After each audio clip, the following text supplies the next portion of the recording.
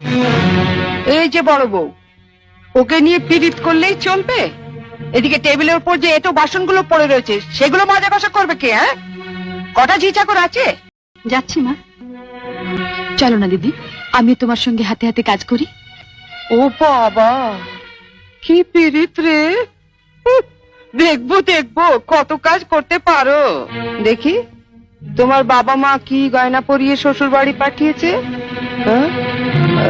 গলার ওই দুটো সোনার না ইমিটেশন? আমার মা বাবা নেই, ছেলেবেলাতেই মারা গেছেন। আমি মামার কাছেই মানুষ।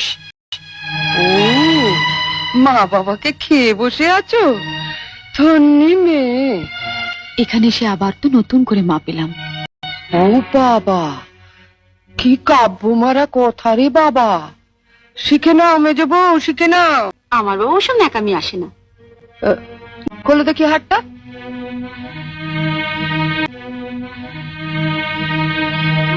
দেখি দেখি দেখি দেখি, ছোট বউয়ের মুখখানা দেখি। তোকে আবার কি খবর দিল? বাহ, রন্টুর বউ ভাতে যাবো বলে তৈরি হচ্ছে, হঠাৎ তনু গিয়ে বলল, তা মা, তোমার ছোট বউয়ের মুখখানা তো বেশ। এই দেখ তো, ওর গলার হারটা সোনার না ইমিটেশন? তো মনে হয় ইমিটেশন। মা দেখেছেন আমার বিয়ের হারটা এখনো কেমন চকচক করছে? এটা তো মনে হচ্ছে না, কেমন যেন মেয়ের মেয়ের। এটা আমার মায়ের গয়না, মা মারা যাবার সময় মামার হাতে দিয়ে গিয়েছিলেন।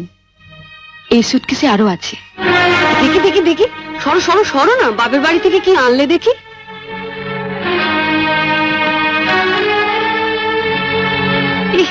এ কি শাড়ি গো, ই মেয়ে! এ নিশ্চয়ই কোনো ভিখারি বাড়ির মেয়েকে বিয়ে করেছে তনু। আমাদের বাড়ি ঝিয়েরাও এর কাপড় পরে না। ছি, ছি। দেখ দেখ, লাল লাল হয়ে যাচ্ছে পাউডার। মা মা, আমি ঠিক বলছি মা, এ নিশ্চয়ই কোনো বস্তি বাড়ি মেয়ে, নইলে বিয়েতে কেউ এরকম শাড়ি দেয়?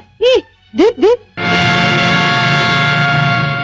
বাহ, এই শাড়িটা কিন্তু বেশ, তাই না মেজে বৌদি? মোটামুটি। আমাদের এখন আমাগুলো মানিয়েছে, খুব সুন্দর মানিয়েছে, ভালো, খুব সুন্দর। আমি এই শাড়িটা নিয়ে যাচ্ছি, রন্টুর বৌভাতে পরে যাব। শোনো, রাত্রিবেলায় ভালো করে আমি এসে সুটকেসটা ঘেটে দেখবো, কিছু যেন শরীর রেখো না। মা, নজর রেখো।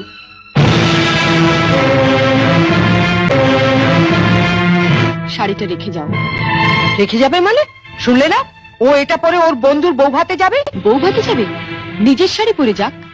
বড়লোক বাড়ি বউ ভিকিরি মেয়ের শাড়ি ধরে টানাটানি করছে কেন? ও মা, মেয়ের কি চোপা গো! আসতে না আসতে। আমি বলছি শাড়িটা ছাড়ো।